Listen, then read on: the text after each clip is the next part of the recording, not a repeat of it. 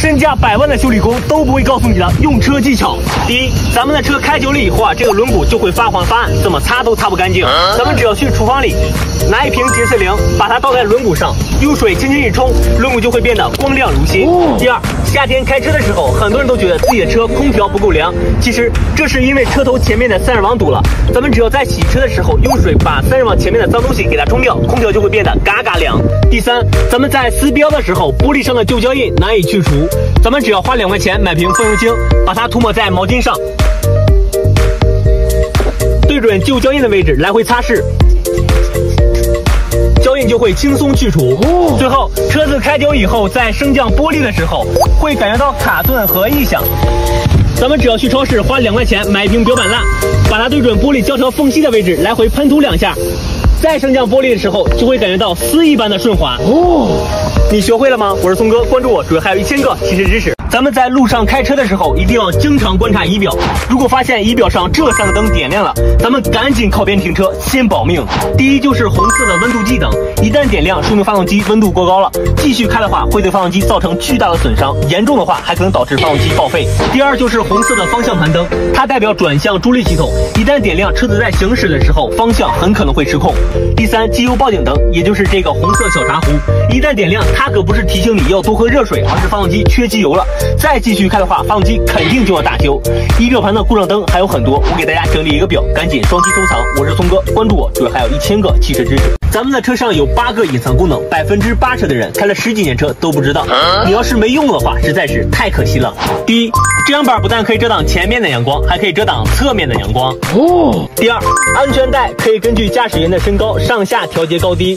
第三，开车时刹车失灵，抠一下电子手刹，车子是不会制动了，咱们一定要抠住不放，车子才会紧急制动。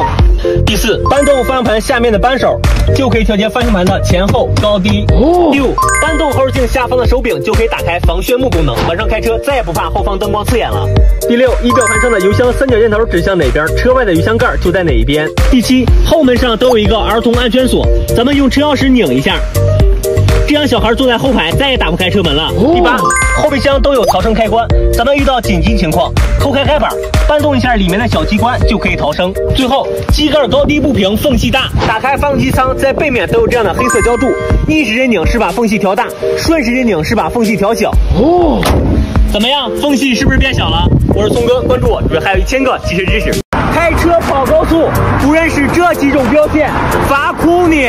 第一，导流线不能压线，掉头停车，被拍到就是260分。第二，错视觉标线多出现在事故多发路段，在此区域内超车也是260分。第三，减速标线在此区域内如果没有降低车速的话，就会面临罚款，而且发生事故还是你的选择。开车在路上安全第一，双击保存这张图，开车肯定用得上。车上的这个 AC 按键到底是干什么用的？这个功能要是用好了，既省油又舒服。很多人买完车以后看到空调区域上这么多按键就懵了。今天我来告诉大家：第一，夏天的时候开空调，打开 AC， 打开内循环，这样制冷效果1级棒。第二，冬天的时候开空调，关闭 AC， 打开外循环，这样玻璃不容易结霜，而且还特别省油。第三，下雨天的时候开空调，打开 AC， 打开外循环，同时把吹风模式调整为吹玻璃，这样玻璃上就再也不会起雾了。第四，堵车的时候开空调，打开 AC， 打开内循环，这样车外的尾气就再也不会进入到车内了。你学会了吗？我是松哥，关注我，主页还有1000个汽车知识。在开车的时候，一旦发生事故，根本就没有反应的时间，所以咱们开车一定要牢记这6个保命技巧，尤其是第6点，90%的人都做错了。第一，不要长时间的和大货车并排行驶，在超越大货车的时候，先看一眼大货车的前轮有没有变道的意思，确保安全后再进行超车。第二，在跑高速的时候，如果是2条车道，那么在超大货车时，一定要看一眼大货车后面有没有跟着小车，如果有的话，一定要等它变道过去之后再超车，这样才安全。第三，在开车的时候遇到路面颜色不一样，一定要及时减速，因为在高速行驶时，哪怕是一个小坎都有可能让轮胎爆掉。第四，车速比较快的时候切勿急刹车，如果非要急刹车的话，一定要先看一眼车内后视镜，因为在高速上被追尾的死亡率要远大于追尾的。第五，在跑高速的时候，如果错过了出口，就从下一个出口出，千万不要紧急变道或者倒车，这是在拿生命当儿戏。最后，在遇到雨雾天气时，一定要减速拉长跟车距离，第一时间打开雾灯和前挡风玻璃除雾，同时尽量在中间车道行驶，因为2侧的车道非常容易积水。你记住了吗？我是聪哥，关注我，主页还有1000个汽车知识。